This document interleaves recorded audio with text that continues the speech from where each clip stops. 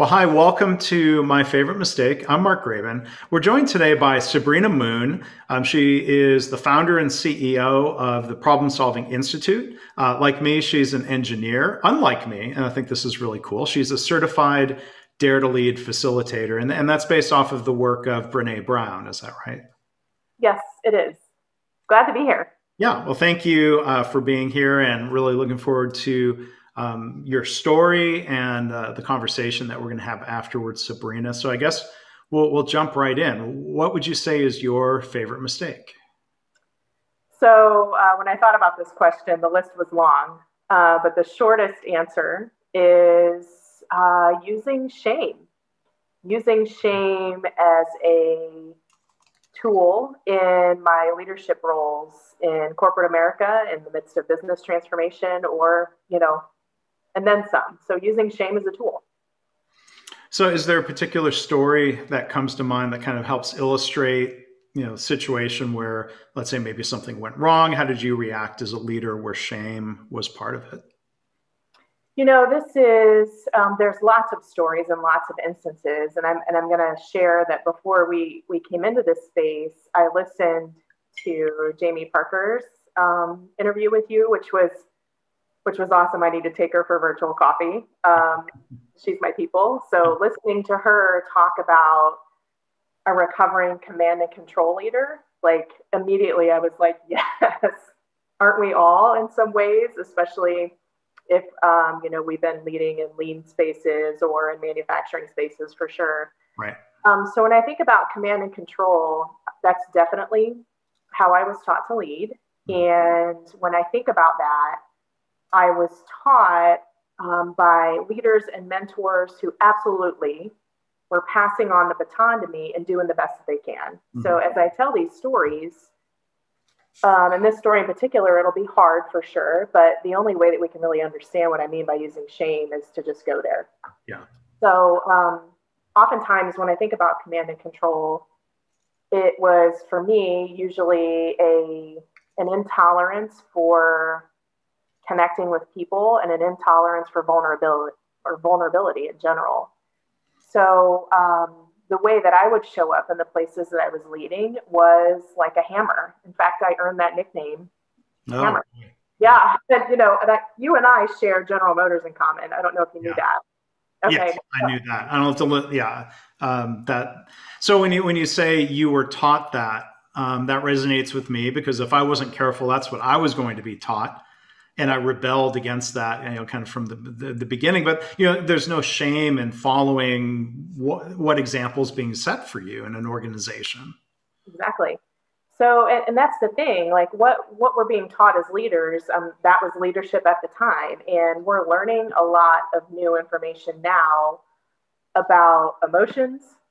And shame is an emotion, but we're learning a lot about that now and how it shows up in our workplaces and how it impacts our leadership skills. And we're also learning, this is new, like self-awareness skills. They are lacking in our leadership in our organizations. And we just don't know what we don't know. Yeah. So, reflecting back a little bit on Jamie's story, and what I really appreciated in her story was the self-awareness piece. Mm-hmm. So as she talks through how a mentor had said to her, "How's that working for you?"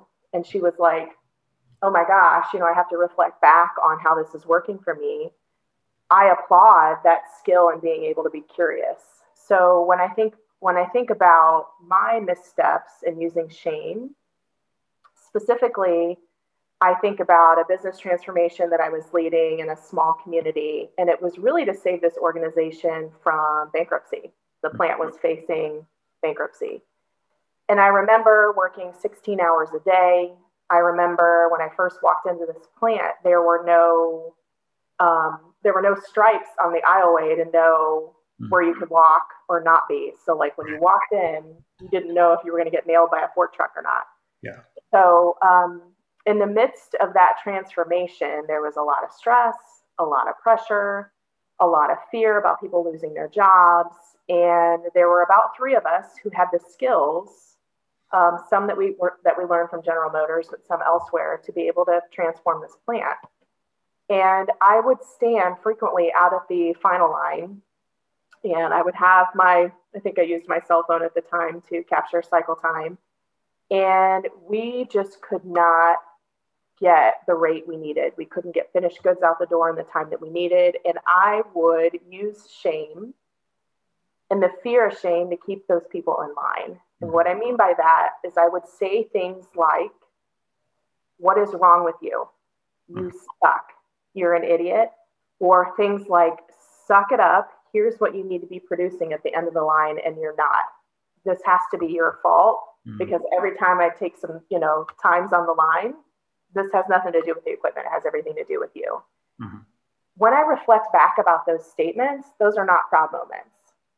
Those are moments of me using shame in a way that was motivating that team temporarily, but it was also corroding trust and creating an environment where people felt the need to, come out swinging toward me.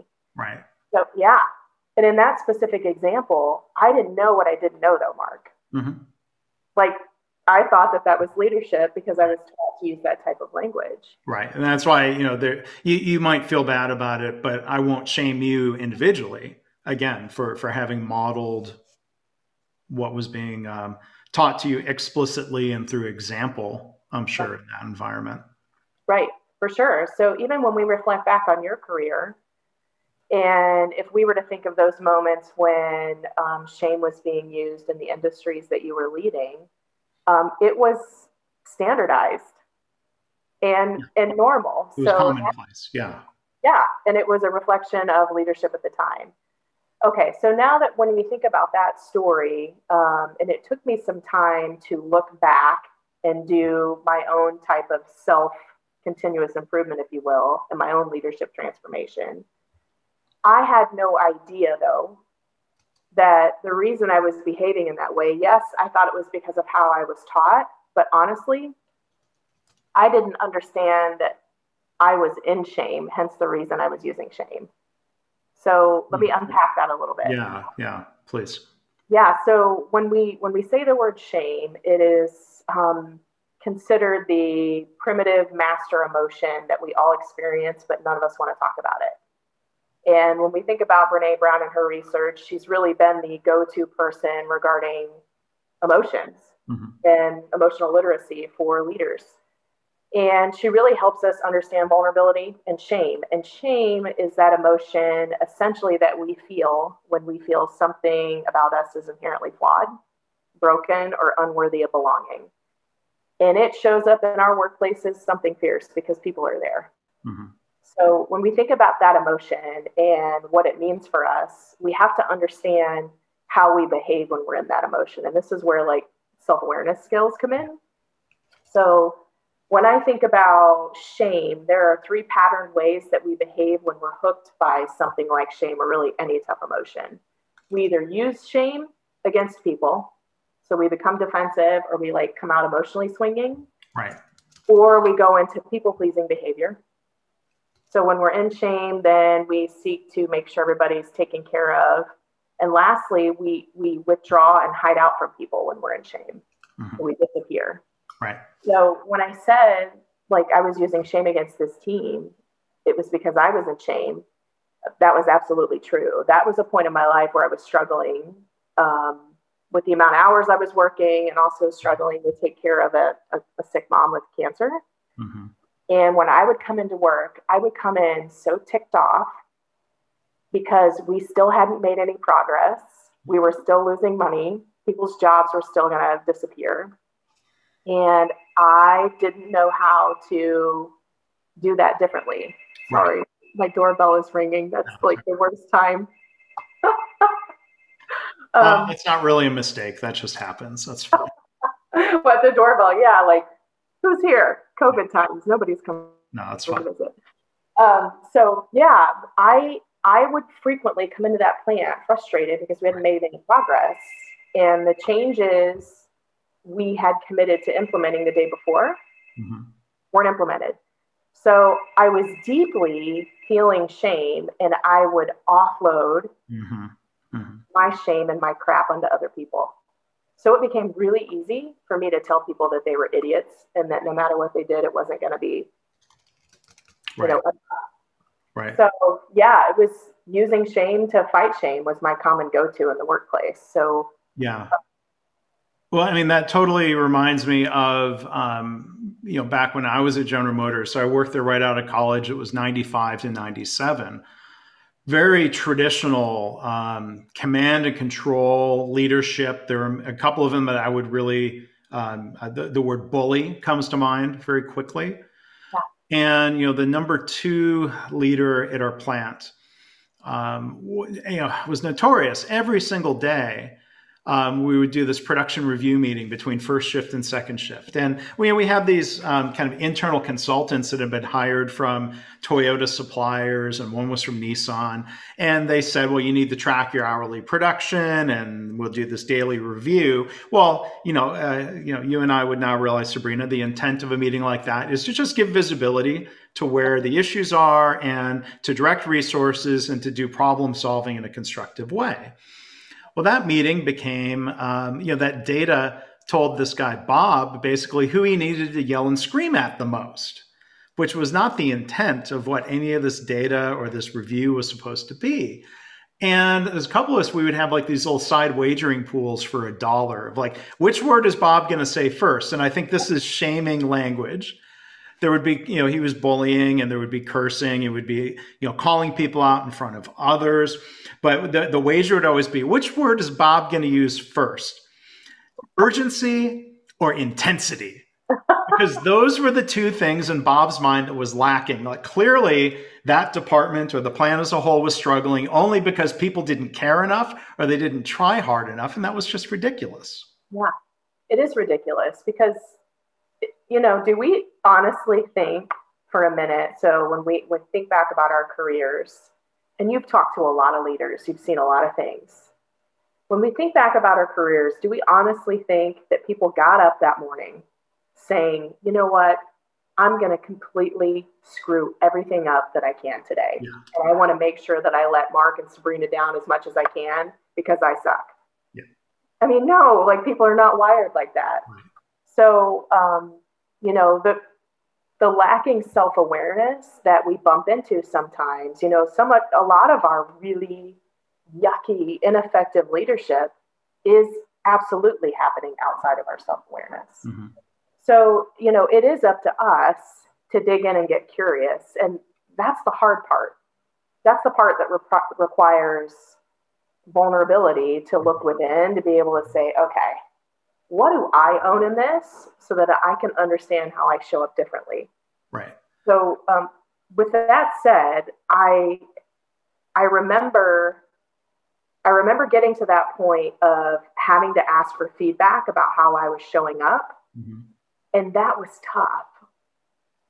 Who are you asking for feedback? Your employees or? Yeah, well, yes, eventually got to the point. But I was asking a leader that I respected, like, okay. I feel like I keep bumping into this thing that I don't know what it is. And I want to do this differently. I'm not really sure how. And I remember his feedback at the time was, you know what, Sabrina, you come at people assuming that they are doing their worst, assuming that they are trying to intentionally screw some things up. And it was like, I don't want to come at people at all. That's not who I am. Yeah. So, how do I do this differently? And that started the transformation, a 5-year transformation process of unpacking shame, mm-hmm. How it showed up for me, how I could learn to do things differently, how could I approach anyone, regardless if it was a business transformation, from a place of, I believe they're doing the best that they can. And hold them accountable at the same time. Mm-hmm. Right. So that's where understanding shame and shame resilience skills really kind of saved my professional career. Do I still screw things up? I mean, yes. Sure. Yeah. Well, something's become a habit that can be really hard to break. For sure. Because you know what? We have seen results when we use shame. Or at least in the short term. For sure. I was going to ask earlier, like when you said, well, it was motivating. Like, was it I mean, was it really motivating? Or if it was, is it just not sustainable? Yeah, it's definitely, so we use shame and the fear of shame to motivate, but I think in a in an unhealthy way. It's for me, I would utilize shame because it was the last tool in my toolbox. And I was desperate. Like I needed results. I didn't want to wait. And I knew if I would talk to people using shaming language, they would move. Like Okay. they would physically move and get things done. So in my mind, I made the decision that it was motivating. Yeah. At what cost, though? When I started seeing that team members did not trust me, and there was a lot of what we call back channeling happening as a result, which was, talking about each other and not to each other. Right. So we couldn't really do any effective problem solving because there wasn't any trust. And then you started seeing apathy set in, Yep. and exhaustion and all the other things that come as a result. Sure. So somebody has to go first to change that, and it's not them. Yeah.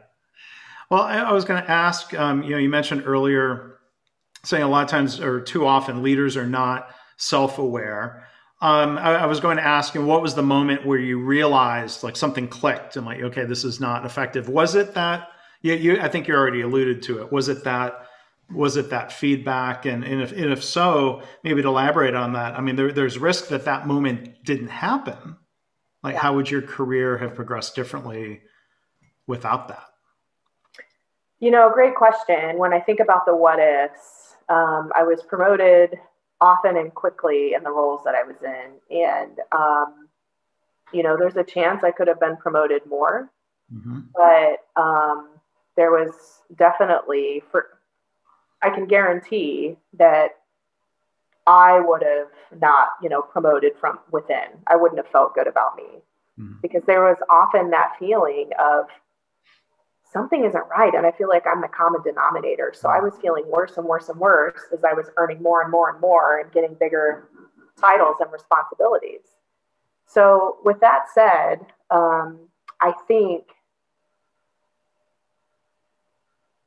had I not learned that, things would have been drastically different. Probably with some walking papers along the way. And I'm grateful that I had that moment of help me understand, what is it within me that's not working well. And then once I got the courage and the practice to step into those types of conversations and get more and more feedback, I started getting better at it. And then I really started looking within.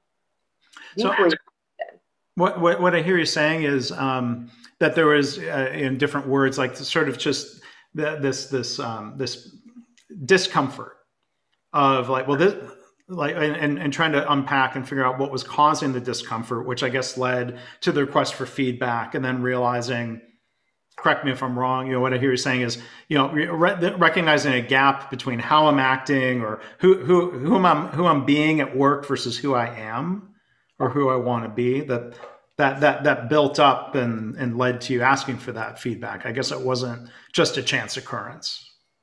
Yeah, I absolutely felt there was a huge gap between who I was and how I was leading. Yeah. And some of the messages and expectations around who I needed to be as a leader.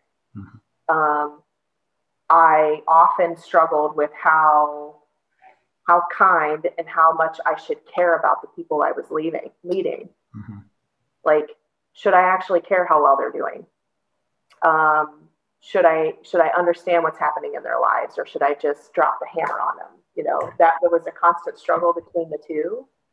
And I was misfiring and misaligned on a regular basis, that I would go home and I could just feel it. Yeah. And then I would never stop talking about work and how frustrating it was and how people wouldn't work with me in ways that I had hoped. So it was a golden opportunity for self-discovery. And there was a lot of gold in that failure. Yeah. Well, but it's good you took advantage of that opportunity for self-discovery. And it sounds like when you were getting that feedback, you weren't in denial about it, but you realize, yeah, that's happening and that can change. Yeah, and I'm appreciative of the person who gave me feedback because they didn't come at me from a place of you suck, you're an idiot. So they didn't use shame on me. They were able to step into, a place of compassion and empathy and say, hey, you might want to look at this, and I'll support you along the way for you to look at it. And then, at that point, it really started to unfold. And then I was able to dive deeper into my own self-awareness skills and how I was showing up and asking people often, like, how was that for you? Where can I improve? Right. Yeah. Nice. It's the crux of what we do now, right? Yeah. Yeah. So that's what we do now. And, it's interesting to look back and think about our own mistakes and growth and development. I just want to come back. You talked earlier, offloading the shame, and kind of quick story back at you. Again, I'm thinking of old Bob, and it was this, it's kind of Chicago Saturday Night Live kind of accent that he had, kind of like one of the super fans. And I remember when I was getting ready to get out of there and go to grad school, I felt a little bit more brave. But basically, like another engineer and I were in Bob's office, and he was putting on a show. He intentionally turned around, dialed the phone on the credenza behind him, got it on speakerphone, and just cursed and yelled and screamed at one of the production area managers that I supported as an engineer. And it was just one direction yelling, and poor Todd was just, but just stamp, Bob was just laying into him. So Bob got off the phone, and I asked him some form of that help me understand question, like help me understand what was going on there. Well, how was that helpful? I don't remember the exact words, but I kind of challenged him, like, so what's going on here? And then he basically went on to explain what you described as offloading the shame. He said basically, well, I yell at Todd because my boss called and yelled at me, and his boss called and yelled at him. He basically traced it up and blamed the General Motors board of directors. I kid you not. Yeah. He was basically saying, like, that's just the culture here. And okay, fair enough. I don't know how much tension he felt, because I almost heard him saying, well, this is what I'm expected to do, which is different than just saying, oh yeah, I mean, he probably wasn't going to say, I love being a bleep hole, but I'd be curious, if I could go back in time and ask him, well, how comfortable does that behavior make you feel? That might have been pushing it a bit too far. I might have gotten thrown out. Yes.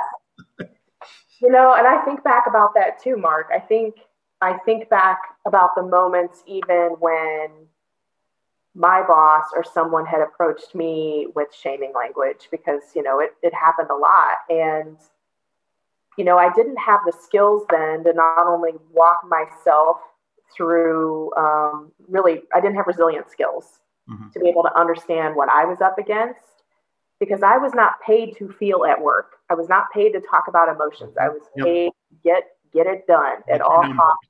Yep. I was paid to think and do, not to feel.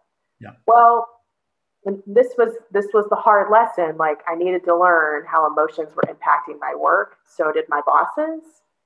But it wasn't up to me to carry my boss's stuff or to deal with their emotions. It was up to me, though, to take care of me and then lean into the hard conversation if and when it warranted itself, which I usually never did it, not with senior leaders. Like, if something was offloaded my way, it was my job to be the people pleaser at all costs. Yep. Like, how can I make sure you're okay? And then I would drop the hammer and offload my shame, onto the teams I was leading. Right. And even in class 1 railroading, that 8 years of that work, that was pretty commonplace too. And it got resolved. But the offloading, as I've learned, is really what we do when, like, we blame and shame when we are feeling uncomfortable and we're feeling pain. And when we don't have kind of an emotional language, then it's just easy behaviorally to cause pain for other people versus healing our own and dealing with it. But, if I were to reverse time, I would love to be able to say exactly to your point to my bosses and to my leaders, hey, what's happening for you right now? Like, are you all right? Because, like, it doesn't seem like you're all right. And I'm not sure that this is going to be effective. Like, what can I do right now as opposed to, taking the lash and you just need a break? Yeah. Yeah. But I didn't have those skills then. But yeah, we have them now. I mean, we're getting better. Yeah. Yeah. Well, and one other thing, just an aside, the thought that came to mind, we're talking about these manufacturing environments, and this is more of, somehow human dynamics, and maybe this is what you learn through, your study of Brené Brown's work, which I only have the most superficial knowledge of myself. So, but in healthcare, this human behavior, it's so common, this shaming tendency. Like people all throughout healthcare, they say, "Oh, right, yeah, naming, blaming, and shaming." Yep. That's the norm. It's it's so dysfunctional and so harmful in so many ways. It ends up being harmful to patients. It harms the careers of people working in that environment. And that's pre-COVID. Right. And I would ask, has it gotten worse since COVID? I mean, have you seen it getting even worse? Well, because I haven't traveled for work in 8 months. I don't have quite the insights firsthand that I had when I was traveling. But I mean, there's no shortage of news reports within industry news and even general news publications about how bad the burnout is in healthcare and how at their last, just they've been overwhelmed and exhausted. And you hear stories of people not being able to take a day off, for how many weeks or months, and pulling double shifts because colleagues are quarantined. I can't imagine it. I mean, I can't imagine it's gotten better, but I think there are positive examples where the culture has been positive to begin with, and people are engaged, and it's less of that top-down command and control style. I imagine the health systems that have had that more participatory culture are doing better, and I've heard reports of that, which is good. Yeah, for sure. Well, I've been following your work for 4 years maybe now, and I'll never forget a conversation you and I had I think on LinkedIn at some point.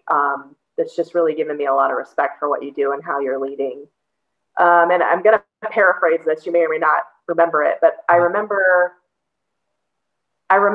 thinking we were talking about a lean transformation or something along the lines. And I remember you making a statement publicly that people are complex, that, it's not just so simple that we can apply a label on people. Like, and I think your words were, I'm a chatty engineer, or I'm a chatty introvert. Oh, a chatty introvert, or like a social, I don't know. You gave me some dichotomies about, people. And I don't know, it gave me a lot of respect for you because it helped me really start practicing, a behavior where I'm committed to being a learner and getting it right versus being a knower and being right. And, when we're under a lot of stress, including a pandemic, we're potentially on our worst behaviors. So, sometimes we just don't know about people. We have to be willing to extend them some grace and then recognize when we need our own breaks. And you've been an example of that in our social media community, just so you know that. Okay. Well, thank you. And I mean, you use that word grace. That's something I've tried to be better at during the pandemic. Small example, Starbucks gets your drink wrong. Yes. Stuff like that, where I'm not going to yell. It's not me to yell and curse and scream, but it might be a matter of tone or look on my face where I let it be known that I'm upset. Yeah. I try not to let stuff like that bother me, because back to that point of like, it's just a simple mistake. They can fix it. Yeah. What's the big deal? So I'm trying to be more gracious about situations like that. Yeah, for sure. And I do think we're all doing the best we can. Yeah. Yeah. Well, Sabrina, can you tell us a little bit more about the company that you founded, Problem Solving Institute, and we'll spend a couple of minutes talking about the type of work you do, how people can contact you. But first off, how would you describe the Institute and the work that you do? So I started my business with the intent of really centering on process improvement and business transformation. So the consulting, it's a consulting business, and the consulting work that I was primarily focused on was that. So business efficiency, operational excellence. And what I kept finding was that people were contacting me for leadership help. So help my team, my frontline workers aren't talking to each other, there's no trust. So I kept being asked for that. And then I recognized that was part of my niche. But then I also recognized that's really the core of what problem solving is. Because we can't do any of the transformation work until we have some level of trust and willingness to communicate. Right. So the crux of what I do now is a lot of leadership development work, a lot of dare to lead work, part of Brené Brown's work, obviously. So I help leaders and organizations develop self-awareness skills and have hard conversations. I still do some transformation work in the background. Yeah. So that self-awareness can be developed. That's a good thing to hear. It's a skill. It's a teachable skill. And I mean, imagine that some of those difficult conversations might involve somebody being told they need to be more self-aware, or how often is it someone coming to you saying, I individually need help, versus an organization saying, oh, these people need help? You know, occasionally I will have a leader of an organization, you know, kind of point the finger and be like, it's my team. But not a lot. Usually leaders that reach out are often willing to discover things about themselves too. So they want to be a part of the process. So, and one of the really big things I'm proud of right now is doing work with law enforcement. So I work heavily with law enforcement leaders, and they're very similar to operations leaders. That's a podcast for later, but you know, there's a lot in common. In terms of shaming or command and control. I mean, there is quite literally a rank command structure. Yep. And they're in that 24/7 environment where, you know, they're on. So a lot of hypervigilance, same with ops leaders. So, you know, there's a lot of similarities between those environments and what they do in public service. So there's opportunity for growth for them too. But it's great work. That's very interesting. Well, great. Well, our guest again has been Sabrina Moon. I want to mention first, before getting URLs and contact info, I was going to mention the episode with Jamie Parker that Sabrina mentioned was episode 8. If you want to go back and find that, you can find it in the podcast feed, or you can go to markgraban.com/mistake8.